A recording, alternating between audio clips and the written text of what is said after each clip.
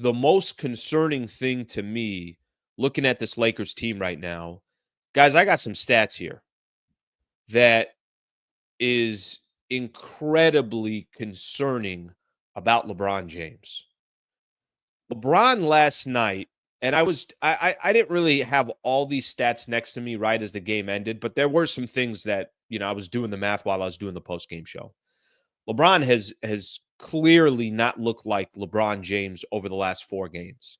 And we could have this question, and I know we've been saying this for a long time. Yeah, LeBron has beat father time, and he's 39, and now he's about to turn 40, I think, at the end of this month. Now he just expect it. It's like, yeah, that's what Bron does. He gives you 27 points. He'll have nights where he has 10 assists, 12 assists, 14 assists. He'll have nights where he has 8 rebounds, 10 rebounds, 12 rebounds. That's just what Bron does, and it's never going to end.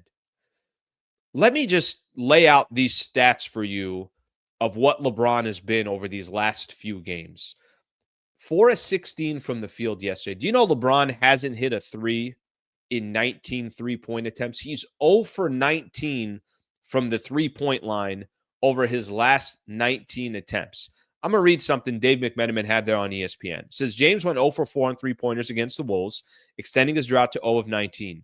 It's the worst he has shot from 3 since missing 24 straight from December 26, 2003 to January 13th, 2004. Okay, hold that for a quick second there. So Bron is in his worst slump he's ever been from the three-point line, and you got to go all the way back to 2003 to 2000. You got to go back 20 years for him to have that bad of a streak. Okay, let's look at a couple more here, a couple more stats that I want to point out here. LeBron shot 25% from the field on Monday. His 6th straight game shooting below 45%. It's his longest streak shooting below 45% since 2004. Okay, let's find another stat here. We're looking at stats now. We're going back 20 years to find where LeBron is over this stretch of games. Let's find another stat here. Again, this is Dave McMenamin's work he put up there. James' outside shot wasn't the only thing not working for him against the Wolves. He had a team-high 6 turnovers. By the way, how many different times, whether I'm right here on this show or I'm doing the post-game show at night, where I'm like, yep, there's Bron, another 4 turnovers, 5 turnovers, 6 turnovers, 7 turnovers. I don't know if he's got 7 or more than 7, but I remember a 7 turnover game. It almost has become where 4 turnovers, it's like, okay, we'll walk away with that. 4 turnovers, we'll take it. But listen to this stat. He had a team-high 6 turnovers and a team worst plus-minus of minus 28 in 30 minutes. On the season, the Lakers have been outscored by 111 points in the time LeBron has been on the court, the worst plus-minus on the team. My people, I don't care what your stance is on LeBron James. I genuinely don't. Some think he's the GOAT. Some people just hate for no matter whatever he does. Some people can't find a reason or a way to criticize him if their life depended on it. I don't care what your angle is on LeBron James. This is one of the first times that I've watched LeBron, and I'm saying to myself, yeah, he's 39, and he's about to turn 40. And he's starting to look like exactly what he should look like at this age. He's a minus 111 when he's on the floor for the Los Angeles Lakers, worse on the team. The turnover issues that we talked about. He hasn't hit a 3 in 19. He's 0 for 19 from the three-point line in his last 19 three-point attempts. His field goal percentage, one of the things that Bron has been so special of, he's always efficient. He's not efficient right now. And some of these stats that we're talking about are 20 plus years old that this has not happened in LeBron James' career. I think we're starting to get a taste of something that, listen, has it gradually happened? Of course it has. Is LeBron the same defender as he was in 2018? No, of course he's not. Is LeBron the same player that can get to the basket? Sometimes he is when he gets downhill. but you're starting to see defenders, they're not nearly as intimidated as LeBron James when he's taking the ball to the rack. They're trying to strip the ball. They're just saying, let's just get in front of him and contest the shot. There's a chance that it might not go in. They're allowing him to shoot that three-point shot in those jumpers. It's one of the first, they're putting more pressure on him on ball to see if he's going to commit a turnover. I go back to what I said from the beginning. I think we are starting to watch LeBron James, that whole LeBron versus father time, and he's done something that nobody's ever done before. Been this good for this long at this stage of their career, but it's impossible to not starting to have real concerns about where LeBron is today from his three-point shooting, from his plus minus, from his the amount of turnovers that he has every single night. And here's the other issue. I don't really know what happens if LeBron starts taking that big step back. I remember last year talking about this. I enjoyed watching Lakers basketball. When LeBron would sub out, I'd enjoyed watching it because I wanted to see, hey, what does this look like? What does it look like when LeBron's not on the floor? What does it look like when it's D'Lo and Reeves? And this year, obviously, you got Dalton Connect, and it's Anthony Davis as the head of the stake. What does that look like? Well, either there's going to need to be more of that, or, obviously Braun is going to start turning things around. But how can it not be concerning? It's certainly concerning to me, and I'm sure there's a lot of people out there that have similar feelings. All right, let's take a look at some of your comments here.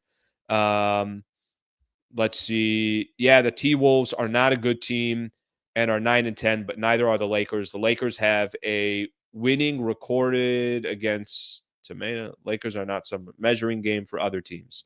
All right. I think basically what you're saying is they're not good. Neither are the Lakers. Let's see what else we have here. Let's see what else we got here. Lakers have an aging superstar and a star with the rest, G League talent, six-man talent, and some holding on to stay in the league, like Cam, JHS, Jalen Hood-Schifino, and Christian Wood. I think we need to trade Rui. It's time. Tell me who's taking him, because if somebody's taking him, I'm okay with that. Preach. All right, let's keep going here. Braun has no legs to shoot jump shots.